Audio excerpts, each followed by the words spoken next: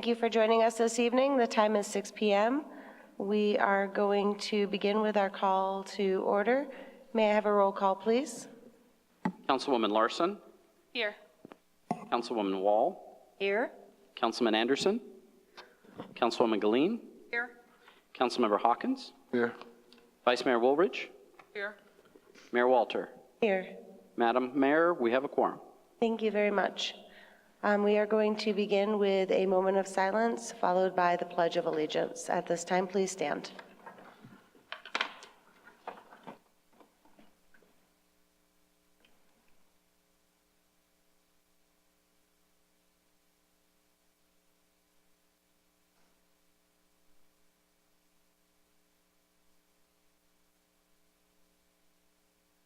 Thank you.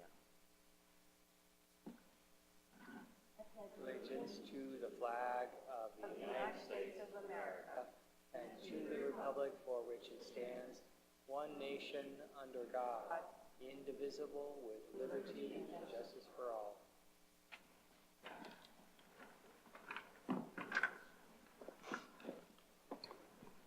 We will begin with a call to the public. Call to the public for public comment on issues within the jurisdiction of the Town Council. Council rules limit public comment to 3 minutes. Individual council members may respond to criticism made by those commenting, may ask staff to review a matter raised, or may ask that a matter be placed on a future agenda. However, members of the council shall not discuss or take actions on any matter during open call to the public unless those matters are properly noticed for discussion and legal action. Is there anybody that would like to speak during call to the public? Okay, I do not see anybody at this time, so we are closing call to the public. Item 6, we are going to adjourn to Merrill Ranch Community Facility Districts number 1. May I have a motion, please? Make a motion to adjourn to Merrill Ranch Community Facility District number 1. Second. We have a motion and a second. All in favor? Aye. All opposed, same sign. Motion carries. Item A, Brent, would you please? Joe is coming up to the podium. Thank you, Mr. Joe Jarvis.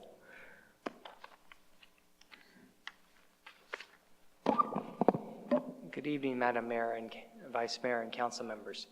This evening, we are bringing an item to your attention. This is a similar item that has been presented to the council on a number of occasions.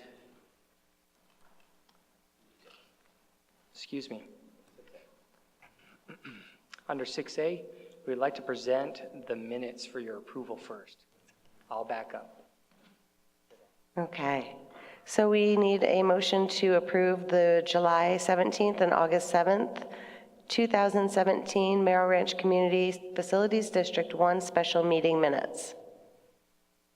I'll make a motion to approve the minutes for the July 17th and August 7th, 2017 Merrill Ranch Community Facilities District number 1 special meeting minutes. Second. We have a motion and a second. All in favor? Aye. Aye. All opposed, same sign. Motion carries. Item 7 is adjourned from Merrill Ranch Community Facility Districts number 1. Make a motion to adjourn from Merrill Ranch Community Facility District number 1. Second. Motion and a second. All in favor? Aye. All opposed, same side. Motion carries. Item 8, a motion to adjourn to Merrill Ranch Community Facility District number 2. I'll make a motion to adjourn to Merrill Ranch Community Facility District number 2. I'll second. Motion and a second. All in favor? Aye. All opposed, same sign. Motion carries. Item A, Joe Jarvis, is the public hearing on the feasibility report for projects, Assessment Area 7. Madam Mayor, if it pleases the council, if you could open a public hearing for this particular item and complete the public hearing, then we can move on to the next agenda item.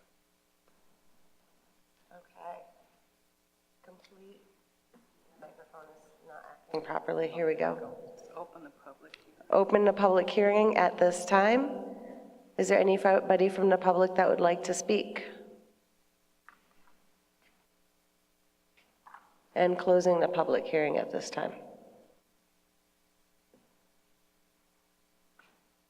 Item B, resolution number MRCFD 235-18, which is the consideration and possible adoption of a resolution approving and authorizing the execution and delivering of a 7th Amendment and waivers, Assessment Area 7, for district development, financing participation, waiver and intergovernmental agreement, authorizing and ratifying the giving of notice of hearing with respect to approving a feasibility report, approving such feasibility report and ordering the work with respect thereto, and approving the assessment diagram and method of assessment with respect to Assessment Area 7. Thank you, Madam Mayor. That was a lot of material for us to cover.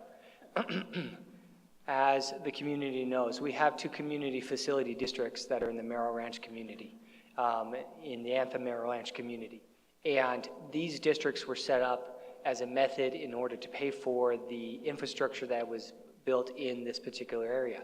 This evening, staff is bringing before the board for your consideration a private placement special assessment bond of $262,500.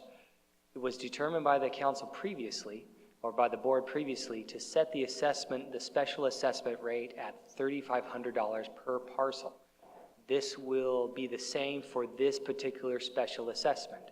The special assessments are for the purchase or for the reimbursement of infrastructure improvements made. They are recognized as secondary property taxes on the parties who own the parcels. The individuals who own these parcels can choose to pay off this $3,500 assessment at any time. Whereas with the general obligation bonds, you cannot pay those off early. They have to be paid off throughout the life cycle of the entire bond. So this evening, we are requesting for your consideration an additional special assessment. This one is for Unit 38 within District Number 2. Madam Mayor and council members, I also have Mr. Mark Reeder, representative from Stiefel, who has been representing the town of Florence in the CFD areas for a number of years, and he is available for additional questions. Mr. Billingsley. For those viewers at home, I wanted to clarify something that Joe said. This is not an additional assessment on existing residents in Anthem. This is continuing the special assessments as in the 6 other areas of Anthem that have been approved over time under our development agreement between the town and, in this case, Pulte Homes. The town of Florence has 2 different development agreements. One of those is specific to the relationship between the developer, in this case Pulte, and the town regarding design standards and impact fees and how infrastructure is to be paid for, a number of those typical things that are dealt with in a development agreement. And the second development agreement is specific to financing. And it is an agreement and IGA. And somebody came to me today and asked me, well, why is it an IGA? Because the CFD is actually a government entity. It's a taxing district. And although our council serves as the board, that's why we adjourn. And of course, this is not for council's edification, but for those folks in the public, that's why we adjourn from the council meeting and convene as the district board. So in that agreement, it sets forth a series of steps that have to take place for financing under those CFDs. A portion of that is the general obligation bonds, of which we just sold our most recent set of general obligation bonds for CFD number 2 about a month ago. The second are the special assessments. Every time an additional area is added, that financing development agreement is amended. This is the 7th amendment, and that's why it's called Area 7. Area 7 happens to contain a parcel known as Anthem Merrill Ranch Unit 38. I hope that clarifies things for folks at home. Thank you for providing them with that detailed explanation. Joe, is there anything else at this time that you'd like to add? Not at this time. Okay, members of council, is there any questions or anything that you'd like to add at this time as well?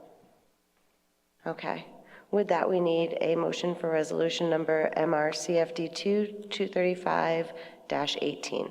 I make a motion to adopt resolution number MRC FD 235-18, which approves development agreement amendment and feasibility report and related matters. Second?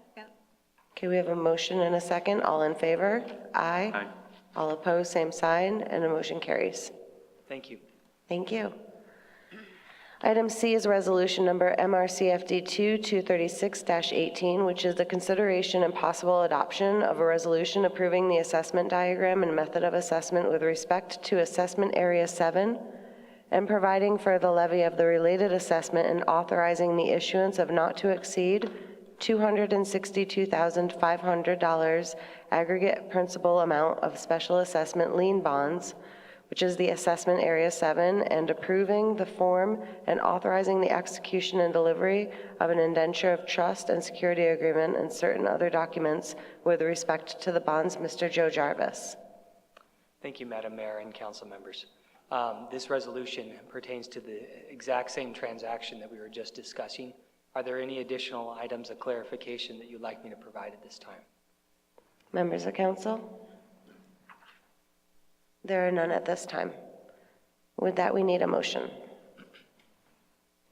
I'll make a motion to approve resolution number MRC FD 236-18. We have a motion and a second. All in favor? Aye. Aye. All opposed, same sign, and motion carries. Thank you very much. Thank you. Item D is approval of the July 17th, August 7th, and August 21st, 2017 Merrill Ranch Community Facility Districts 2 special meeting minutes. Make a motion to approve July 17th, August 7th, and August 21st, 2017 MRC FD 2 special meeting minutes. Second. Motion and a second. All in favor? Aye. All opposed, same sign. Motion carries. Make a motion to adjourn for Merrill Ranch Community Facility District number 2. Second. Motion and a second. All in favor? Aye. All opposed, same sign. Motion carries. Item 10 is presentation. Section A is recognition of the 2017 Junior Parada Parade, Christmas on Main Street Parade float winners, and Christmas on Main Street storefront decorating contest winners. Ms. Allison, please. Good evening, Mayor and Council. We had awarded the winners of the Junior Parada Christmas on Main and storefront decorating earlier this evening. We had a great turnout, and it was our first year doing it this way. I'm happy with the feedback that we've received so far, so I think we'll continue doing things moving in that direction. This year we tried something new. We allowed the public to vote for their favorite parade entries and decorated storefronts, and I think it went really well. We had a total of 540 votes. So we got the word out, and businesses got some recognition for participating in our parade, so that was great. The names of the organizations I will be listing received the most votes from the public in their category. We would like to congratulate and recognize the following 2000 Junior Parada Parade winners. For Best Marching Group, we had Los Pequeños. Best Motorized Vehicle, we had Tim Dune. Best Mounted Western Group, Junior Parada Rodeo Royalty. Best Authentic Western Group, or Best Authentic Western Vehicle was the Windmill Winery. The Best Equestrian Group was FHS Rodeo Club. Best Civic Non-Commercial Entry was El Zariba, and the Best Commercial Entry was Florence Copper. For Christmas on Main Street, we had, Christmas on Main Street, our favorite community entry was Florence K-8. Favorite government entry was the Town Council and the Teen Council float. Congratulations. Favorite business entry was E&JC Heating and Cooling. Best performance entry was the Florence High School Marching Band. Best public safety entry was Florence PD. Congratulations, Mr. Hughes. Best family entry was Ryder Chapman. And then last but not least, the winners for the 2017 storefront decorating contest was the best Main Street business, which was Silver King Marketplace. The best adopted storefront was Pinal County Historical Museum. And the best overall storefront was Silver King Marketplace. And that's the total of, I don't know, I didn't count them, but we had a lot of participation this year, and we let the businesses know and organizations know that these events would not be possible without them. So thank you, guys. Thank you. Now, I did see them in the parking lot. Are they coming in?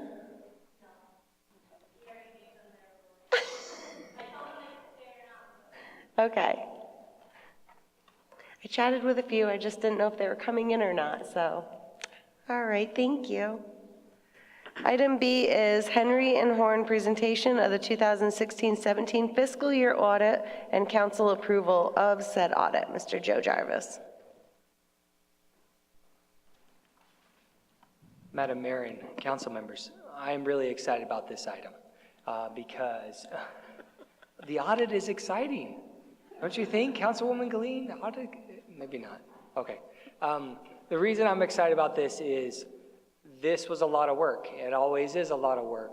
But it was a particular challenge because, you know, the previous staff had a finance director and a county manager, and they both moved on to other positions, and one retired.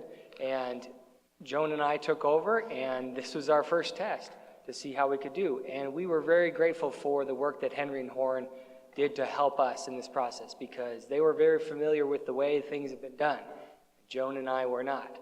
We worked together to work through that. So this document, Brian is going to take some time and go through a little bit of a presentation. We're not going to go through the whole audit because that would take a lot of time, and we're not interested in doing that. But we want to talk a little bit about the highlights. And so I'm going to turn some time over to Brian Hemmerly, who was the lead auditor on this audit. Good evening, Madam Mayor, Vice Mayor, council members. My name is Brian Hemmerly. I'm with Henry and Horn. I've got a brief presentation for you today. The slides here, I think Joe is going to be responsible for switching the slides for me. So there's some required communication that we have to communicate with governance. That would be all of you at the town. Hopefully you've received the CAFR. It looks like this. You should have hopefully received it a week or two ago at this point.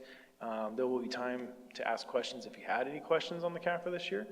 So let me get started here. To start off, we had an unmodified opinion. What that means is you had a clean opinion on the town, as well as your CFDs, all your districts. Unmodified, it used to be unqualified opinion. They changed the verbiage in the past few years. It's now unmodified opinion. We also look at your yellow book or GAGIS. That is compliance with grants, contracts, laws, regulations, covenants with your debt. We had no instances to report that were out of compliance. We did, however, have one material weakness that we will present at the very end of the presentation. It's the last slide.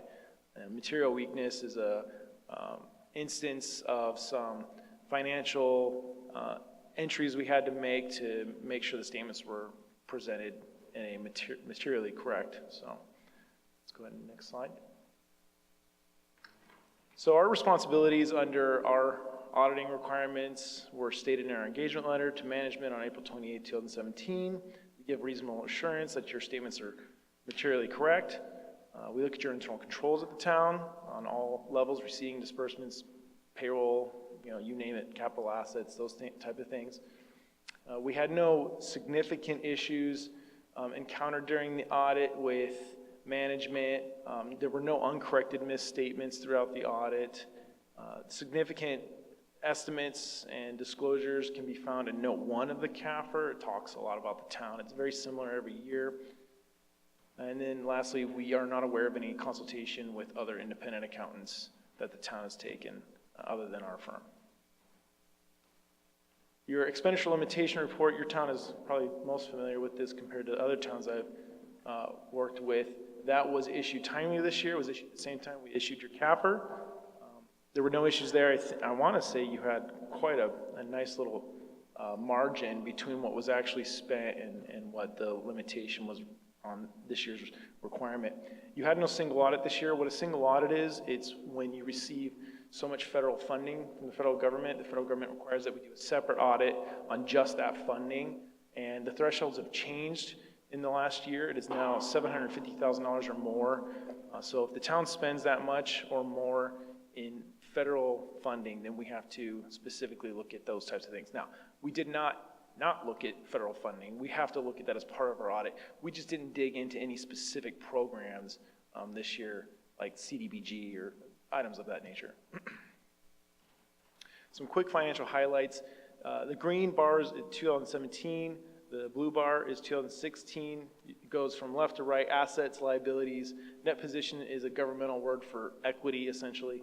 Revenues and expenses, you'll see your expenses are pretty much level from the prior year. Revenues are up a bit. Net position is up thanks to the revenues over expenses. Your liabilities are up this year because of some new issuance, some debt for CFD bonds, also some notes with WIFA that have been issued. And then your assets are up this year. A lot of that is actually cash, and there's some capital assets in there that got added because of your new debt. So you spent your money from your debt on capital. Next slide. Fund balance is another fancy term for equity, but this is specifically on a fund level as opposed to a government-wide level. The only individual fund up here is the green bar for general fund. The blue bar is all your funds, so the green is a piece of the blue. So this just gives you an idea from left to right, 17, 16, and 15 fiscal years, the increase in your equity for all funds. Days cash on hand, again, the green bar is all funds. The blue bar is general fund. This is a little misleading because technically all your cash is pooled. So really the green bar is all that really matters.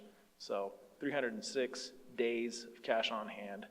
And that's essentially just cash and expenses, that calculation. So how many days it would take. Okay, last slide here is our material weakness. The way the findings work for our audits is we have the lowest thing we would do is a verbal recommendation to management, something like, hey, maybe you can strengthen some internal controls. Then we have significant deficiencies, which is sort of your next step up. That would also be reported to you. And the material weaknesses is usually reported when you have a couple significant deficiencies. They get sort of wrapped up into, hey, we have one material weakness here. And the material weakness this year is related to largely closing entries for the town's cash to accrual activities. That was deferred revenue related items, some AR items, and then also some capital additions and some debt activity. Some debt wasn't posted by the time or recorded by the time we came out for the audit.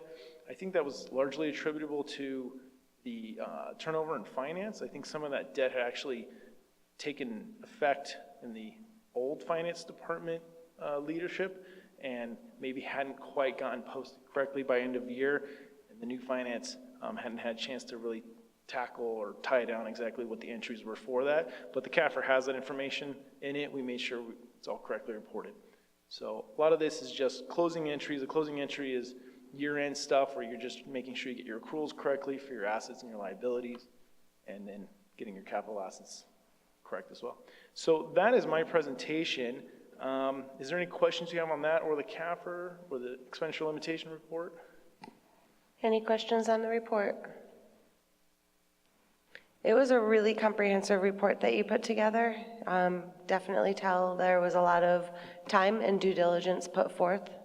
So council as well as citizens appreciate that, as well as the transparency because this document is available. With that, thank you very much. Mr. Jarvis, do you have anything that you'd like to add? Just my final comment. My final comment is, and I've talked with Henry and Horn about this, it is the town of Florence's intent to go out to bid for these particular services. It is not because of the negative relationship between us and Henry and Horn, because we have an excellent relationship. But due to procurement limitation, it is time again to go out to bid for these services. So you will see a bid proposal in the next couple weeks for your consideration because it exceeds the $25,000. And so I wanted you to be well aware it's not, we've had a very positive relationship, but it's because it's time again to go out to bid. Okay, thank you for that clarification. Thank you. Happy New Year. Happy New Year. Thank you for being here this evening. Item C is the presentation of the biannual Town of Florence Strategic Plan Process Report. Mr. Brent Billingsley. I'm sorry that we are behind the times technology-wise tonight, but if you bear with us, this is a one-night-only event, hopefully. We're going old school tonight. I should have dressed in some old school clothes, but I didn't know it was all going to break today. So we'll do our best.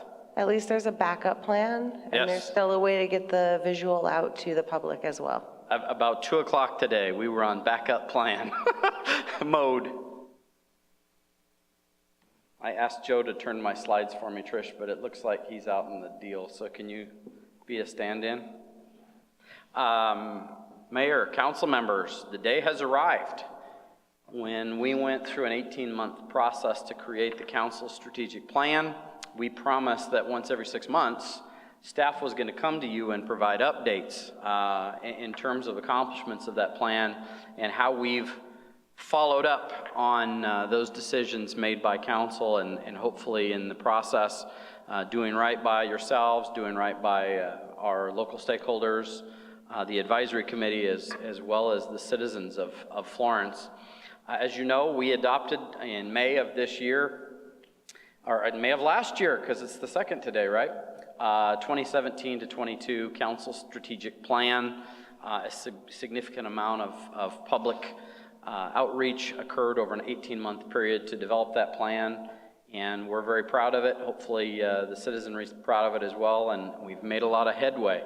So tonight's presentation, I hate reading PowerPoint slides, but some of these slides, I apologize, I have to read, or else we won't be able to fire for intent in terms of what we're trying to do to convey council's vision. Next slide. What is our mission? We spent a lot of time and a lot of effort working on our mission and values for Florence. Florence provides a safe, diverse, family-friendly community in which to live, work, and play. Florence strives for economic and environmental sustainability while protecting and promoting its unique history and culture. Next slide. Council identified 5 priorities. They are as follows: economic prosperity, community vitality, transportation and infrastructure, leadership and governance, and finally, partnerships and relationships. Community vitality is the first item, the art of connecting all multidimensional aspects of community life to create a community environment where people want to live, work, volunteer, recreate, and be social. It's more than creating a quality of life, it's creating a quality of place, life, and connectiveness. Joe, what are some things that has been accomplished by the town in the last 6 months that we can point to in terms of this important tenet? We've received, as council knows, and they hear about at many council meetings, we received a number of grants, a couple of which point directly to this. One is to assist with expanding our improvements at Post and Butte, as well as getting BLM approval to begin cultural studies to be able to expand and perhaps actually add to the amount of land that contribute to the Post and Butte Preserve. We, thanks to our Parks and Recreation team, reinvented Fright Fest with a trunk or treat on Main Street this year. Got a lot of very positive feedback with regard to that. Of course, the parades have continued to be enhanced, and from the number of folks that I saw out in the patio here before the meeting, obviously there's a great deal of community and civic pride with respect to those events as well. So thank you, Brian, and our team. We also got a Pet Safe grant for the Central Bark Park. Has anybody driven by the Central Bark Park recently? Those improvements are actually occurring out there. So pretty cool, pretty neat stuff. Next slide. Probably the most important, I'm gonna make the chief's head get all big here, but I apologize. Probably the most important thing in my mind that we have accomplished in the last 6 months with respect to the strategic plan is the ISO rating increase. That impacts every single business and property owner that's in the municipal boundaries of Florence, and our rating is pretty awesome for a small community and beats out a lot of large cities, not only in Arizona, but nationally. We're we're a top 10 percenter. So that's pretty darn impressive, and it benefits everybody in terms of their insurance that they pay with respect to their property. We have been able to foster a stronger relationship with the state park and the state parks director, and I would hope that we aided in them winning their national award for the best state park system in the United States. Anybody who's driven by McFarland lately notices the new roof, the new signage, the paint, the porch repairs, the boundary walls. What a cool partnership that Florence was one of the first to foster in the state of Arizona in terms of running a state park. And of course, thanks also go out to our partners in the chamber for everything that they do to ensure success and to maintain that partnership with state parks. Joe?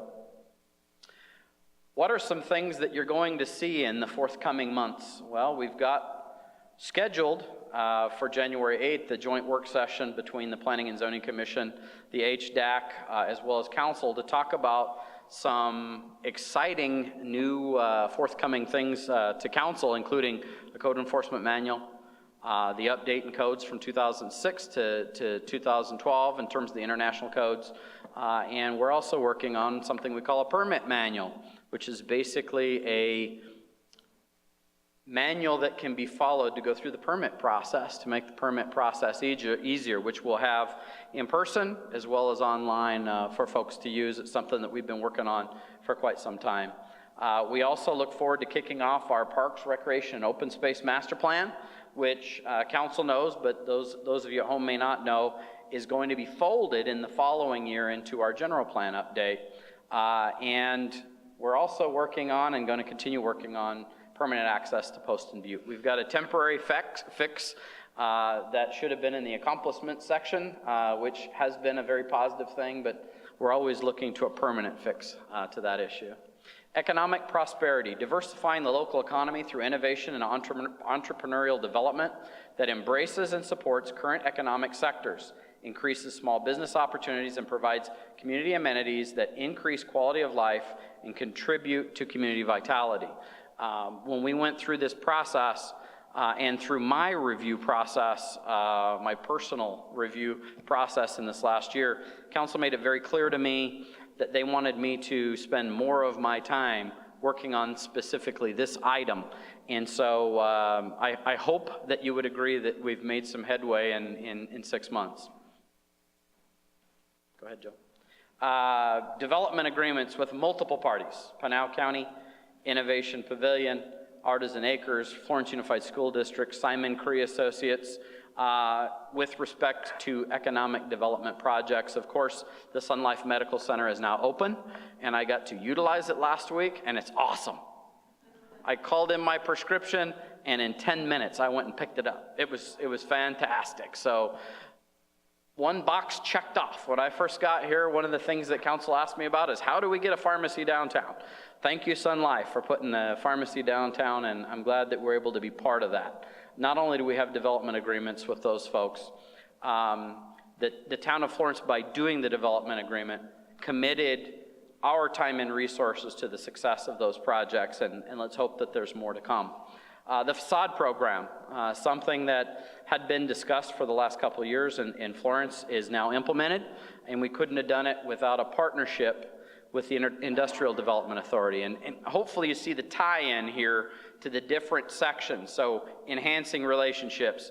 We're accomplishing things in these different things by enhancing relationships. It's tying all back in to the town, the council's vision, and the strategic plan. Also very proud to have up here the wireless fire alarm system in the historic district. One of the largest challenges my first year in Florence was the lack of parity that existed in downtown buildings and the cost associated with making sure we had a fire protection plan in the downtown.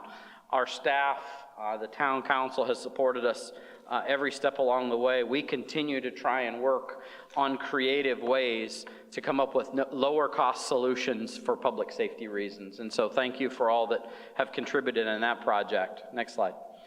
New business license code. The creation of a new development services department, including a one-stop shop. If you haven't been in there, go check it out. There's plenty of staffing down there now, customer service, folks that can answer your questions.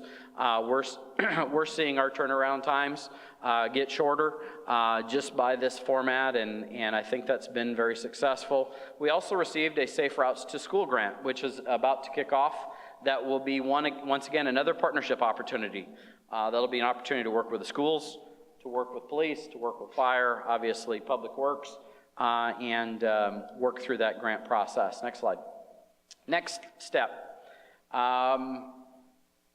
With the discussions and the success that we're having with respect to economic development and our continued vision as a town to try and bring economic development and progress close to downtown Florence so that everybody can share in the success, it's pretty clear that at some point we need to expand Territory Square so that there's more developable land down here, and why we have excitement for folks wanting to locate in downtown Florence. We need to make sure that we can facilitate that going forward.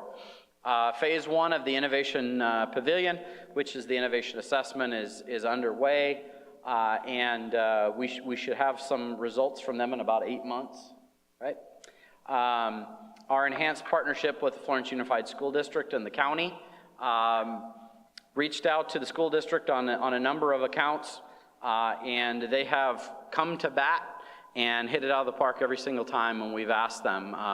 Everyone's familiar with our agreement with them to allow us to put a water loop in to help the fire flows at the high school while helping from an economic development perspective, and we did an agreement with them to provide the land. We did a second agreement to allow us to start what we call the 12-inch water loop in town, which is to improve fire flows on the eastern side of Maine in the downtown towards the elementary school. And once again, the Florence Unified School District provided a piece of land next to the old county schools office for us to do the bore that you just saw that we had installed underneath 79B. So I hope that there are more opportunities for us to partner with Florence Unified School District, and I assure you there will be, and they've been a great partner to us. I mentioned it before, but we're about in this next fiscal year to start updating the town's general plan. Next slide. Leadership and governance, creating leaders who are connected in all aspects of community life, listening to residents, providing quality service, and taking ownership of the budget to increase community capacity and resiliency. Next slide. Accomplishments, Make a Difference Day. I think everyone that saw the picture that Mark put in the paper understands the impact that Make a Difference Day had and how many people, including our young folks.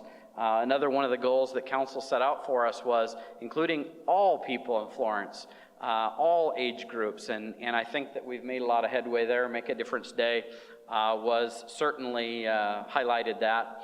Upgraded our Laserfish public portal, so not only are public documents available, but you can actually find them now because it's in Laserfish. There's not a lot of cities that provide the ability to be that transparent and to go through documents, so that's a wonderful thing.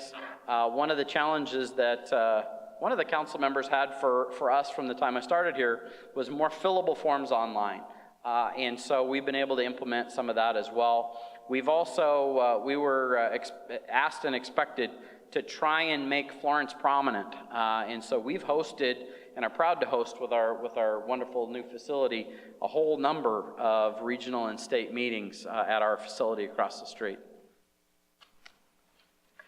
We have awarded contracts to financial advisors to help us make better use of the public's money, as well as an update of our financial policies.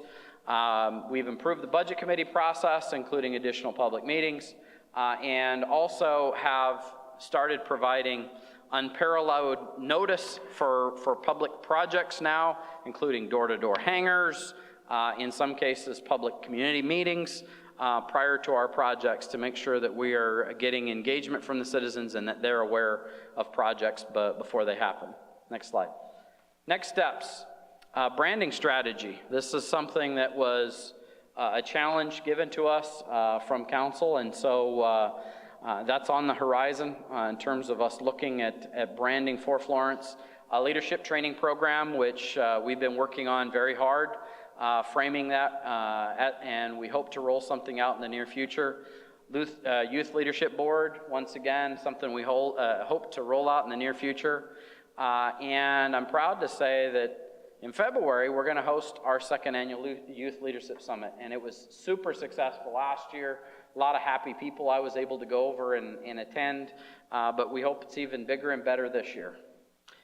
As also, it was a challenge to seek opportunities to engage with national organizations. That's something that is a work in progress. Partnerships and relationships. Working together as a community in a larger region to build a better future for Florence is vital to the success of the strategic plan. Strong and healthy intergovernmental relationships leverage resources and maximize opportunities. Partnering with community organizations and businesses builds capacity and resiliency. Accomplishments. Our enhanced relationship with state parks. One could also say with the school district. A continued partnership with ADOT. Boy, we've had a lot of success working with ADOT the last couple of years. Obviously, 79B intersection's been completed. As you know, we're working with them on the Gila River Bridge replacement. State Route 287, 79B is back on the table. That had been at rest for quite a long period of time. And we hope to announce here shortly that we're going to receive some funding to assist us with that project, as well as I know that there have been frequent requests over the last 2 years to take a look at a traffic signal highway in State Route 79. As council knows, we actually did the signal warrant analysis. It warrants a signal, and we're in the process of working with ADOT. At some point in the future, we'll have a traffic signal at that intersection, as well as multiple cooperative agreements with Pinal County. Next slide. Hey, Brent. Before you go to the next slide really quick, you don't have to go back. With that traffic signal, are we also going to look at a turn lane? Yes, the whole intersection will have to be designed around the warrants. Because we talked about that, but I just wanted to make sure we communicated that as well, because that was another. The challenge that I think we're going to run into at that intersection is I think about the time that they want to build that is about the time when the bridge construction would start. So the signal may be delayed until the bridge is done. I don't know that for certain, but it causes a change in traffic. And we want to make sure that we're not short-sighted in terms of that design, if that makes sense. Absolutely. Regional emergency management training hosted in Florence. This is something that Florence did years ago. And we've reinitiated, and we are prominent statewide now in terms of the trainings that are provided. And when Dave and his team do those trainings, there's people from all over the state of Arizona and Florence eating at our restaurants, staying at our hotel and our motels. I really excited about that. Maybe even more excited about the fact that we've formed a public safety agency group, and they meet quite often. And I have been attending the meetings, about quarterly, Dave? I've been attending the meetings, and it's pretty inspiring, to be honest with you, to be there, because not only do we have the state there, when we have the county there, but we have all of our local prisons, we have the National Guard, we have the folks that provide ambulatory service, our local police agencies. It's really a neat group when they all get together, and they're happy to come to Florence, and it's open discussion and addressing a lot of important topics that probably wouldn't be addressed if we didn't have a way to get those folks together to have those important discussions. I put this one up here. Randy left from Pulte. I put this one up here because we had a lot of really passionate people that were upset about floodplains in our northern portion of our city limits, and I'm happy to say that our team worked with Pulte's team and some outside engineers, and were able to do a letter of map revision with respect to Anthem Merrill Ranch and take some areas out of the floodplain that were in the floodplain. So that was a big win and a difficult process. Next slide, next steps. I'm proud to announce, I don't know if I had told council this, but we will be hosting the State Transportation Board in Florence this year. So what a great opportunity to highlight Florence, to highlight our partnership with the state of Arizona and with the Arizona Department of Transportation. And we will, I promise you, do a good job of hosting them and bringing us excitement to Florence. We're also co-hosting a Smithsonian exhibition, and we'll be doing that at McFarland State Park. This is the second time that we've hosted, as well as hosting our best and brightest Country Thunder ever, hopefully this year with the 4th annual Road to Country Thunder. Transportation and infrastructure, the physical elements that reinforce connectivity and are critical for positive, sustained residential and economic growth. Our accomplishments. This is a big one that I don't think most folks know about, which is the Maricopa Association of Governments now supports Florence as the end-of-line station for their passenger rail corridor study. This is a huge deal. When passenger rail comes east, as it is now in the study, Florence is going to be the end-of-line station. Very important position to have. Coordinated with Pinal County on maintenance and construction of a number of roads, which of course Council's familiar with. Supported our partners on Propositions 416 and 417, which is probably the biggest thing to happen to Pinal County in the last decade, and hopefully should really help Florence, hopefully really helps this portion of Pinal County. We've used job order contracting and other opportunities for what we call alternate project delivery to deliver projects and to lower costs, as well as, this is a huge one, a planning assistance for rural area grants to update our regional transportation study, which will once again, along with the Parks, Trails, and Open Space Master Plan, fold right into the general plan update. Spent about $400,000 on road maintenance. I get comments all the time around town that they can't believe all the streets that we've improved in the last couple of years that hadn't been improved in a very long time, and I know people are very appreciative, as well as Florence Heights Road, which was a frequent item that I had told to me at lunch for the first year I was here, is how bad Florence Heights Road was.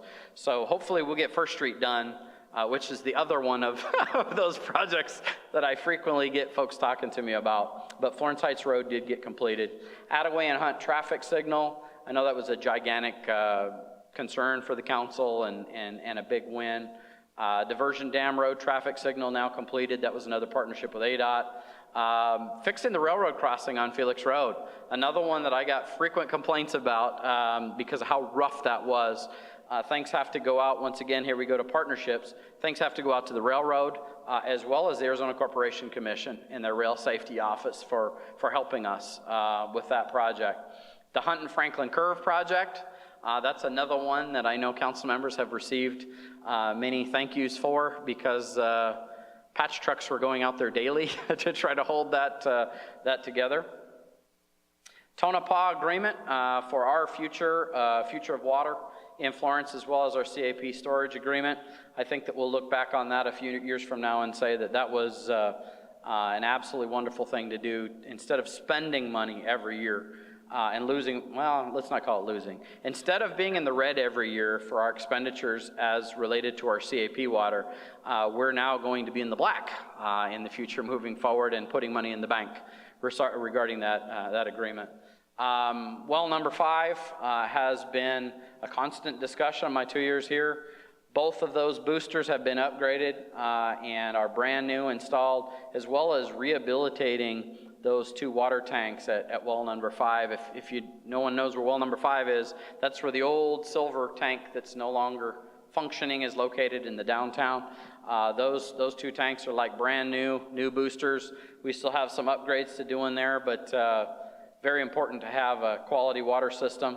The Florence Unified School District water loop, we called it here. It really wasn't for Florence Unified School District, but we put it on their property. It's helped us from an economic development perspective as well as a fire flow perspective. Big win for the town of Florence. Sand filter at our north wastewater treatment plant, belt press at the south wastewater treatment plant. A lot of things accomplished on the infrastructure side. Next slide. Improvement to the town, stability, including our firewall and our antivirus security in town, as well as an email migration system that took the stuff that we were storing on hardware to the cloud. much easier to use platform and cheaper and easier for us to run. We also worked with Pulte to upgrade their design standards to comply with the Americans with Disabilities Act. You've read the articles in the paper that continue, including last week, about lawsuits continually being filed in California, Arizona, and Nevada regarding lack of compliance with ADA, so this was a big win for us. And the lot hold agreement, that gave us another tool to utilize an Anthem, in this case, specifically to not have lots sold that are in a floodplain. So we're gonna hold those lots until the LOMR's completed so that we don't repeat what had happened in the past. Next steps, recharge permit for our water so that we can start getting credits for the water that we treat. The first phase of our 12-inch water loop, which we just started, by the way, and you saw the bore under 79B. That's the first part of that first phase of the 12-inch water loop, as well as we hope in the future to do a water sustainability study. For Councilman Anderson, we all know that we can't start that until the model gets worked out for the Pinal AMA, but Any day now. any day now. We'll cross our fingers. Once that happens, then we can work on a sustainability study, but we're doing a lot of things on a daily basis to assist in that capacity and actually kind of making a name for ourselves in the water sustainability world. Florence Gardens 4 and 5, another one that I know we're asked about. That's a bid that's fixing to be awarded, and construction should begin in the next couple months. First Street, I talked about earlier, and then we have the lot sale prohibition. The lot sale prohibition is a different agreement. It is a maintenance type agreement with respect to Pulte and the bonds that they have on improvements, and that's something we'll be bringing to council in the near future. Lisa made me put this slide in there, and that was, we can't have, you've heard her say this before, we can't have a strategic plan unless we specifically ask council to provide funding to implement the strategic plan, because it takes money to implement these things. So the things that she wanted me to highlight are the general plan update and how we need to stay committed to that because we're up against the 10-year deadline to update that plan. The facade program, North area floodplain mitigation, that was part of what I talked about before about maybe it's time to think about doing another LOMR to take more property out of the floodplain up in this north area for economic development reasons, as well as continued support on CIP projects, and that's all I have. I went as fast as I could.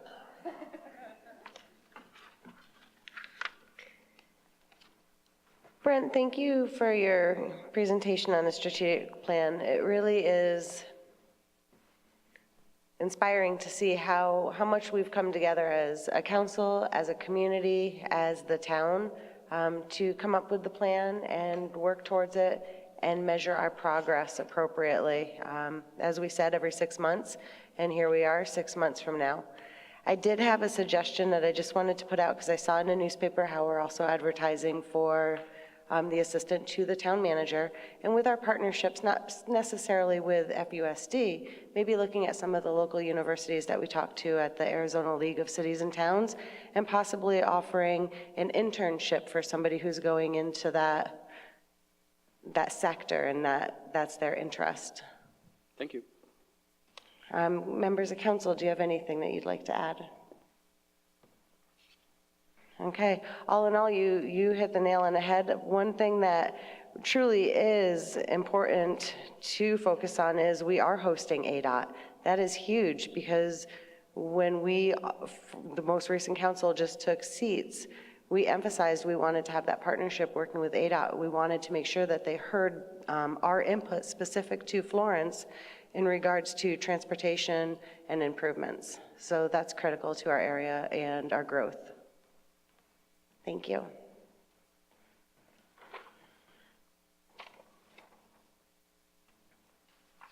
Item number C. No, I apologize. I'm a little bit off because I flipped.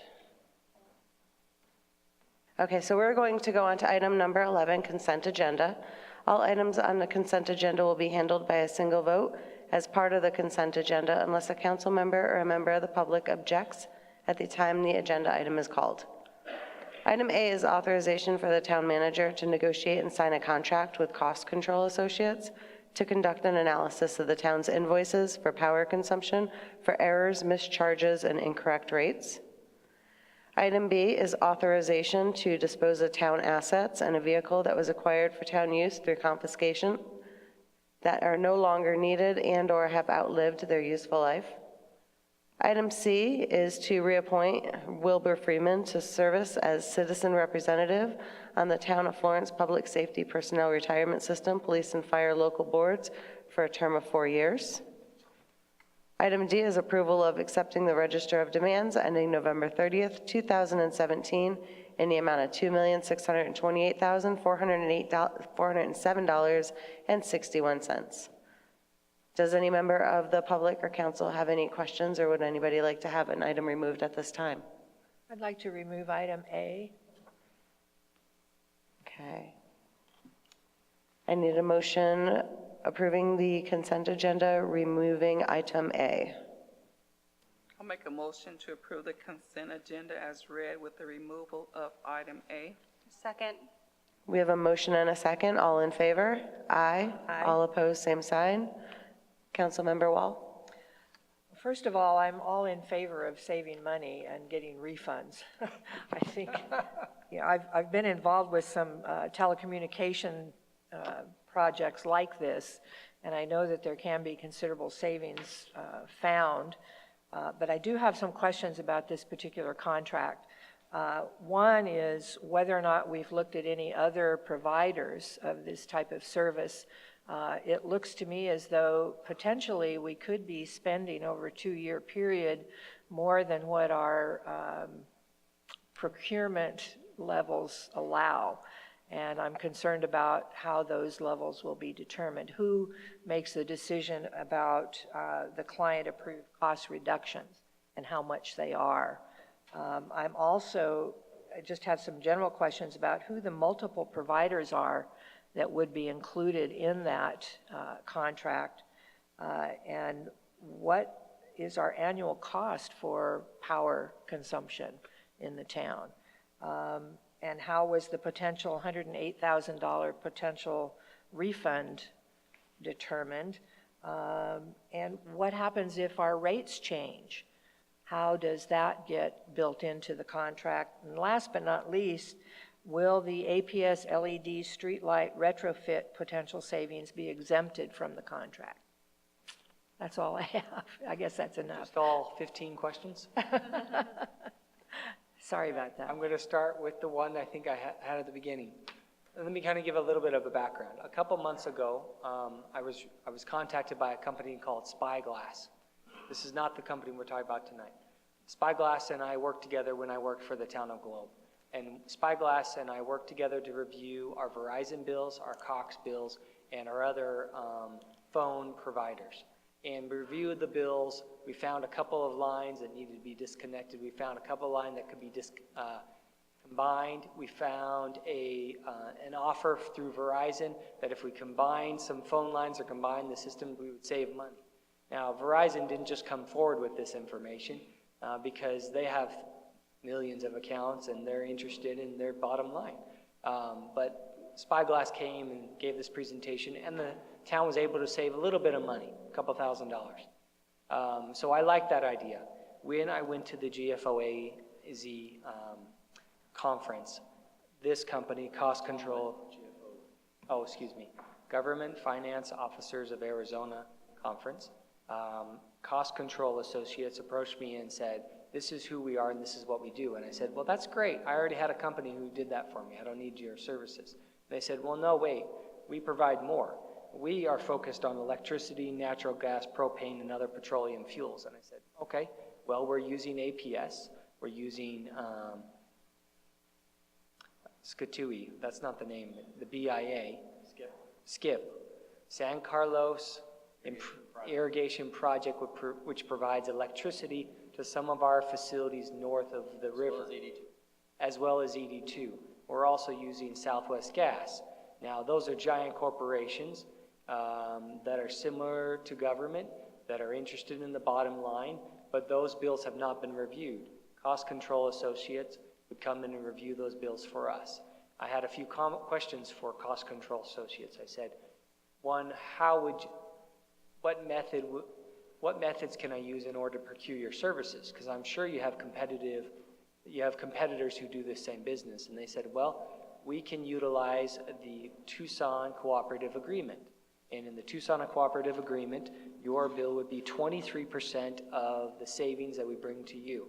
Okay, well, how would you present the savings to our business? They first asked me the question, well, how much do you spend on electricity? And I said, I'm not really sure. I'd have to look up a couple different graphs because I have about 75 different electric accounts all over the place. And I have probably about 15 Southwest Gas accounts, and I have probably 2 or 3 SKIP accounts and a couple ED2 accounts. So I have a variety of accounts. So I made an estimate, Councilwoman Wall, and the estimate I use is $108,000. If that company is able to save us $108,000, first off, I will be very, very excited. That'll be excellent news. But I took the $108,000, multiplied it by their 23%, and that took us above the $25,000 threshold. Because there's the potential savings of over $25,000, we wanted to go over and above and present this item to you. In reality, I don't believe that this company will save us $108,000. I think we'll save some money. If it's $108,000, maybe we'll have a party. Free party, no banners or anything, because we don't want to spend money, but a bigger party. But the idea is I wanted to go over and above and present it to you because I didn't want to get in a position where we're saving a bunch of money and now I'm having to go back to the council and say, hey, by the way, can you sign this contract that I've already asked Brent to sign? So Joe, let me go through the other questions real quick and do your best to answer them. Why not consider other vendors? I think you established you did this over a cooperative contract because they had the best deal and Tucson has already vetted. Correct. The next one is, who determines what the savings are? Let me provide that answer. Like Spyglass, what they will do is they'll do their analysis. They take our information and analyze it very quickly, much faster than I would be able to because this is what they do every day. And they take our information, throw it into their algorithms and come up with the suggestions. They will then say, here's our suggestion. Here are the ideas that we have. Maybe combine these accounts. Maybe this isn't an active account, which happens. Maybe you not need to use this service anymore. Maybe you're on the wrong rate structure. That's what I'm most concerned about, is maybe you're on the wrong rate structure. Maybe you're getting charged for electricity for a residence, but in reality it's street lights. Those are the kind of things. Water pumps, which are at a discounted rate. Yes, those are the things that I'm concerned about. Then they'll come and say, here are our recommendations. Which of those recommendations would you like to do? We'll review them. We'll decide which of those recommendations we want to do. And then once those recommendations are implemented, this company has an advantage over Spyglass. They don't receive payment until the program has been put in place, until we see those savings, because they recognize that I can't just out of pocket pay them a large sum of money. So I think you just answered the third question, which was what was the annual cost? There's zero annual cost. The only time they get paid is if they save us money. That's correct. And so... and they get paid from the savings, not us cutting them a check. And right away, we would have a higher expense. We would have a higher expense during that month when we make that payment. But overall, we're going to see the decrease in the expense. The next one is, who are the providers? I think you answered that. And the last question was, what happens if the rates increase? That's a great question. As an example, it was with Cox. We were using CenturyLink for some of our internet services, and we're using Cox for some of our internet services. Now, I may have the providers mixed up, but Spyglass, as my previous example, looked at this and said, hey, Joe, if you switch and go with the other company and you combine them all together, you're going to have an order of 400 megabytes per second instead of 2 accounts of 200 megabytes per second each. That combined, you'll have to pay a little bit more to start off the program, but the monthly fee is a reduced fee. So I'm anticipating that they're going to come up with similar proposals like that. And again, if they come back and give us a proposal and we don't like any of it, we can say, okay, we don't want to do any of these items. Thank you for your time. We are not committing to provide them a payment for their analysis. There was just one other question, We missed it. and that was, are we going to exempt the LED streetlight retrofit from that contract? No, we're not. When they look at all my electric bills, they're going to look at all my electric bills. But I anticipate that when they look at those electric bills, they'll see a decrease in price. But they may discover that we're on the wrong schedule within APS because now they're LED lights. We're continuing our discussions regarding LED light retrofit.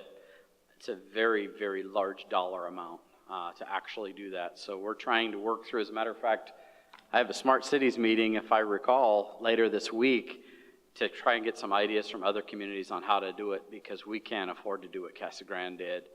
And I just can't see us going out and trying to sell bonds to retrofit to LED lights. So it really comes down to APS not wanting to maintain our existing lights any longer. And we've got to weigh the cost benefit of bringing in somebody else to maintain those lights instead of APS over what the actual savings are going to be going to LED, because there is a lot of cost to retrofit that infrastructure. So Somehow I thought we were mandated to do that. no, it's just APS saying we are not going to maintain them anymore. So either you do it or you don't. But if you don't, we won't maintain it anymore. So at that point, we would hire a contractor to maintain it for us, or we'd maintain it ourselves. So, Okay, yeah. thank you. Councilwoman Wall, I didn't answer your question. I answered a different question. I want to add on to that in order for us to successfully implement the program, we're going to have to use a variety of funding sources. Not one of our funds should take the burden for all of that different project, because as we know, there are lights in different areas of our community, and there are funding sources available for those different areas. And so staff is trying to be very creative in order to share the cost so that it's a manageable program. But as Brent said, we are not interested in going forth taking on debt in order to make the change for the lights. Thank you.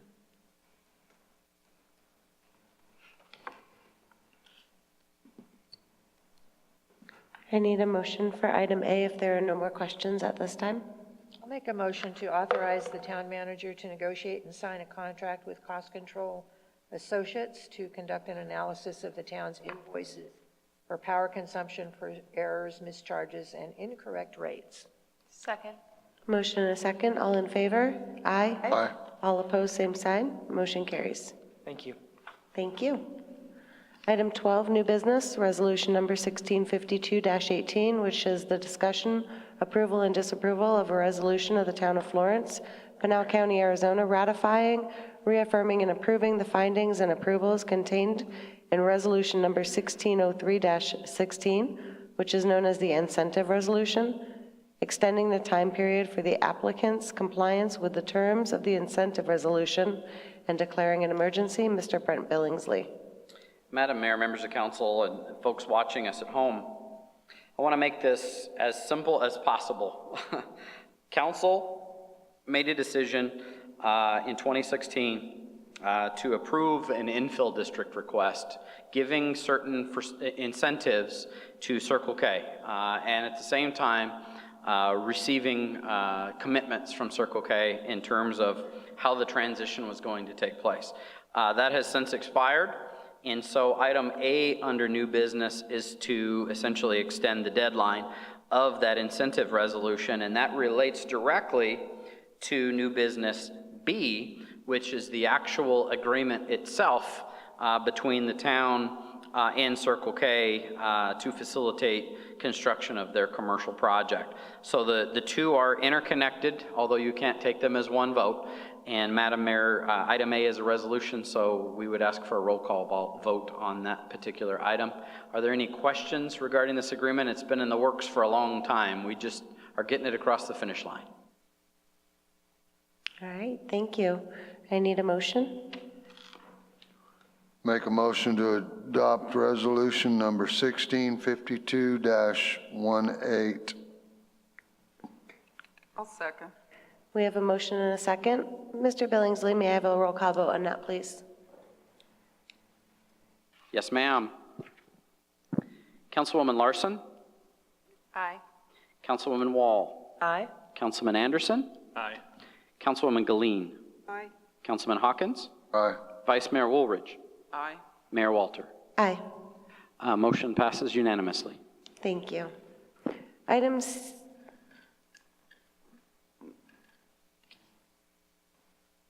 I apologize, I've got a check mark ahead. Item B is discussion, approval, and disapproval of entering into an infrastructure improvement and contribution agreement with Circle K Stores Incorporated to construct a commercial project at 255 South Main Street in Florence, Arizona. Madam Mayor, members of council, as you're aware, one of the challenges that Circle K had was very similar to the challenge that the medical facility had, in that we didn't have proper infrastructure to be able to support the fire flows that are required by the code. So for the last few months, we've been negotiating an agreement, which is not a development agreement in its typical form. This is an infrastructure reimbursement agreement. So as an extension to the infill district approval, this essentially allows the town to get paid back $25,000 towards our cost to bring that water line under State Route 79B, which is the big hole that you saw out there a couple weeks ago. So this is the agreement to facilitate that project and their fire protection system. Thank you very much. Any questions from council? Okay, with that, we need a motion.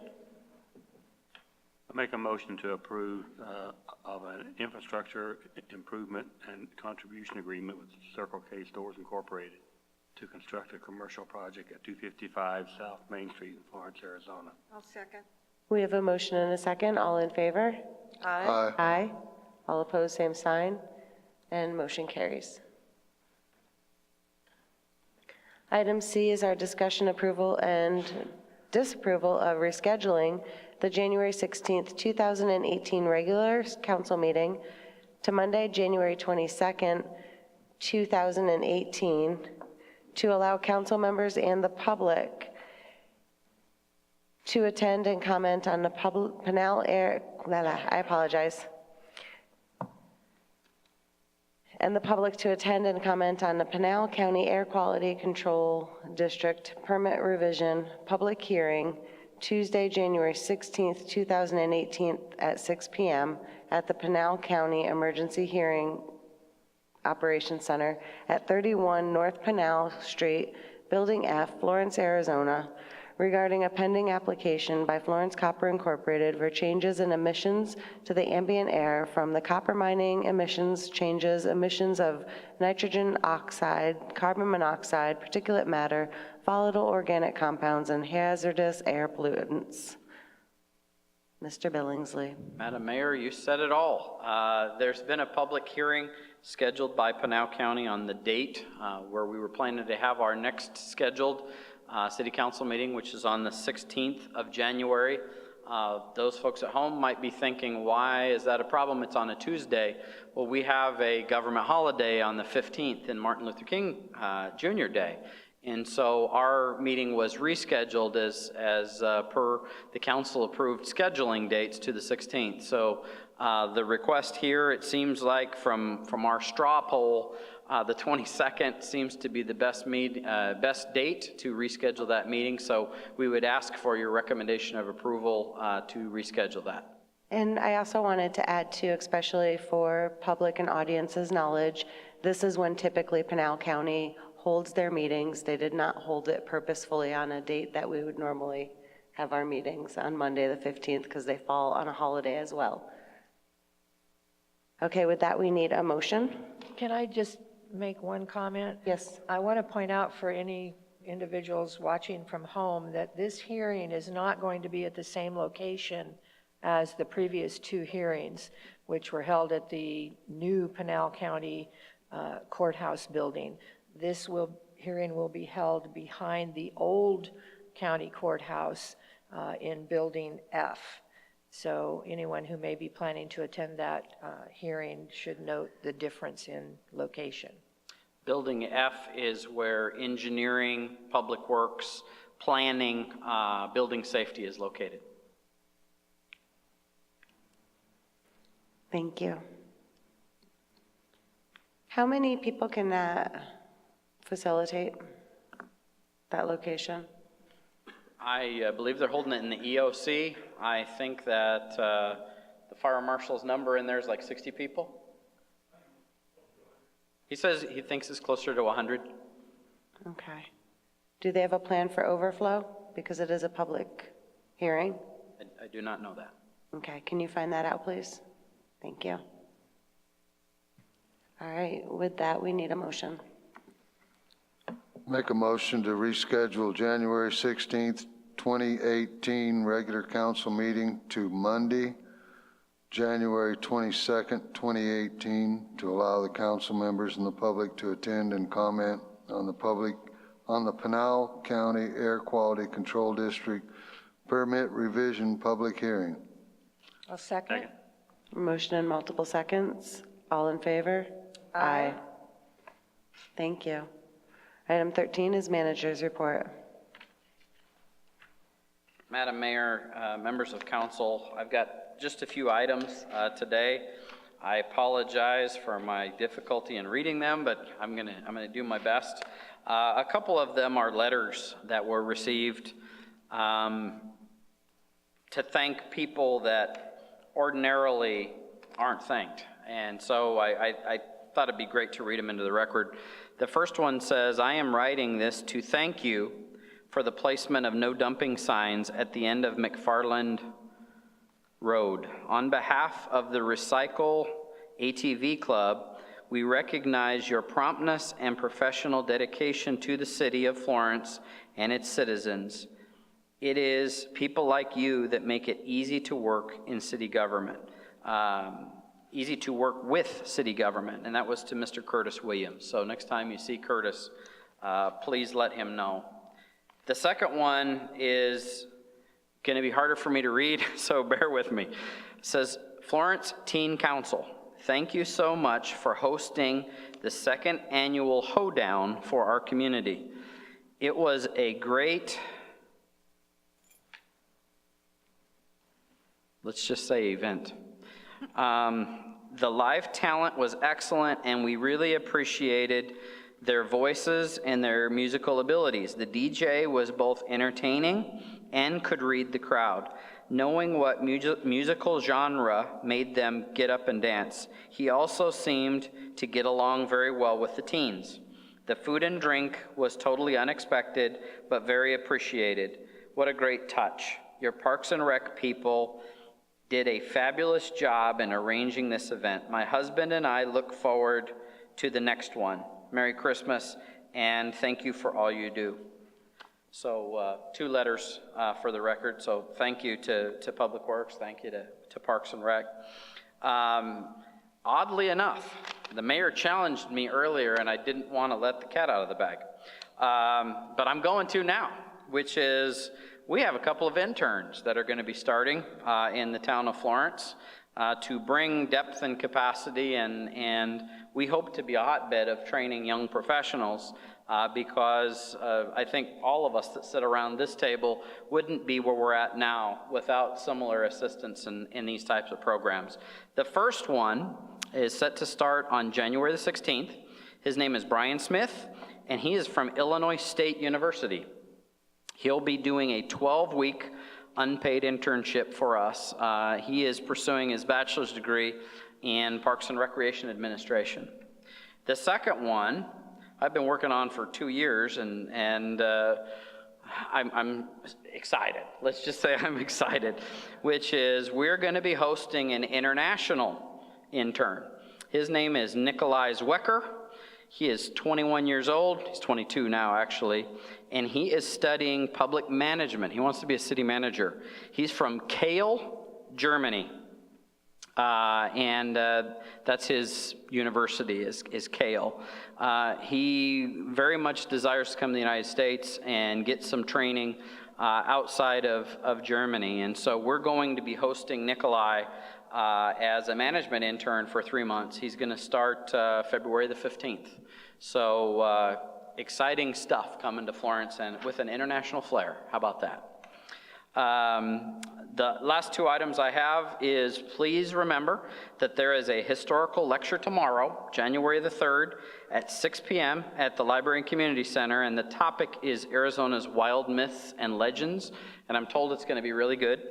And secondarily, the mother-son dance registrations are being accepted until Friday, January 12th. It'll be $12 a person, and the event is going to be held on January 19th at the community center. So please sign up, all you dads and moms and sons and all those folks. Thank you. Thank you. Great job. And way to surprise us with the internships. Department reports. Are there any council members that have questions regarding any of the department reports? All right. Department heads, you're off the hook. Call to the public. Are there any members of the public that would like to speak at this time? Closing call to the public. Call to the council for current events only. Councilmember Hawkins. I have nothing at this time. Councilmember Galeen. I have nothing. Councilmember Anderson. Yes, thank you. The town clerk and I attended the tour that the National Guard provided this last week.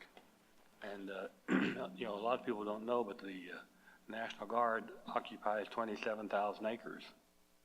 And they are very concerned about the impending developments coming on, that the state owns a lot of land around the area up there, and they're very fearful that the state might start selling that land off. So they're asking us to use our influence in any way we can to help protect that land, because you don't want somebody's house out there with a rocket ricocheting off onto it. But, you know, if they do decide to sell that land for development, it will impact their operation there. And, you know, the town benefits from that armory. We get a lot of business. You know, anytime you go downtown to the restaurants at lunch, you'll see they're in uniforms. They're training not only Army, but they're training Marine, Air Force, Navy, even some foreign services that they train there. So it's, you know, it's quite an operation, even though we don't, you know, hear a lot of noise out of them. It is a big business out there. So just want to express my appreciation for the tour, and to tell anybody else who hasn't been on the tour, take it when you can. Thank you. Councilmember Wall. Speaking of tours, I was very grateful to have the opportunity to go to Colorado and tour the facilities of Innovation Pavilion along with our mayor, the superintendent of Florence Unified, the superintendent of schools for Pinal County, along with support staff. And I can't say enough about how excited I felt when I returned from that tour about Innovation Pavilion coming to Florence. And I don't want to steal our mayor's thunder, because she participated a little more than I did on a panel, and it can be viewed through a link that we have available, hopefully on our website.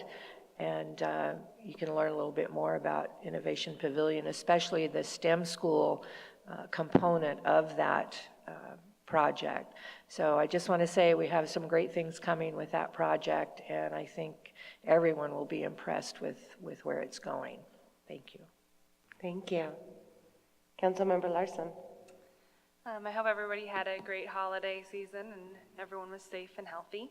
I just wanted to quickly go back to the strategic plan and the update that you gave us, Brent, and I just wanted to thank you as well as the rest of staff for all the hard work that they put in to getting us this far. Obviously, it comes from our vision, but you're the hands and feet that really make it happen. So I really appreciate everybody's hard work and dedication to the town and positive vibes and, projecting us forward. So I really appreciate us all being on the same page and having the unified vision. So I just wanted to first say that. So that's all I really have tonight. Awesome. Vice Mayor Woolridge. I would just like to say that I hope everybody had a happy new year. I also attended a reception that the National Guard held with a lot of local and state elected officials, state legislators. They're trying to expand their building, so we took a tour of their new building, as well as the old building over by immigration that I didn't even know they still had to use, which is really a dump compared to the new facility. So they are soliciting funds. So when you talk to your legislators, because they have matching funds, but they need to have funds that the feds have given them to match those funds. So when you talk to your legislators, be sure that they please help the Army National Guard out so that they can build a better facility for those soldiers. The people from the state, the Phoenix area, they were able to fly in on a helicopter from Phoenix. And I'm thinking, what a waste of tax dollars, but I didn't say that there. But anyway, it was a very impressive tour. And I don't think people in the public realize also that the National Guard facilities in their new building are available for public use. They have really nice rooms and areas that the public, for a fee, and I don't know what the fee structure is, and some nonprofits can use without paying a fee. So that's something that they would like the public to know, that they do have facilities that are available for public use, and that might be something we might think about when we have a large meeting that we want to host. So I just wanted to share that because they would like for that word to get out that they are available for community events. Awesome. Thank you for sharing that. Well, I toured in Colorado with Karen as well. We're really excited about Innovation Pavilion, everything that's coming forward. They have been interviewing, and Brent, do we have an update on if they've hired an individual at this time? So are they still looking? They're still looking. So people out in the audience, people at home, you're looking for a local job, you're looking for something amazing and a time to be a part of something great, Innovation Pavilion. You can contact, who can they contact, Brent? I know Jennifer Bustamante, but that doesn't help right now. Jennifer Bustamante, available on their website. She's the one that's receiving the applications. They have the advertisement on their website. Did we put a link on ours to that job? No, we didn't. So yeah, Innovation Pavilion's website, Jennifer Bustamante, she's the lady doing the hiring and the interviewing. I helped her with some interviews here a few weeks ago. She's coming back in 2 weeks, and we'll probably be doing some more. Vic Ahmed is actually going to be in town this week. Thank you. I mean, we are on the right track. We are on the road. We are bringing great things into Florence, and I'm really looking forward to what 2018 is going to bring for Florence, Arizona. So we are going to be adjourning into an executive session, and we will come back and adjourn when we are done. So at this time, we need a motion. Make a motion, we adjourn to executive session. Second. Okay, we have a motion and a second. All in favor? Aye. Aye. All opposed, same side. Motion carries. We are adjourned.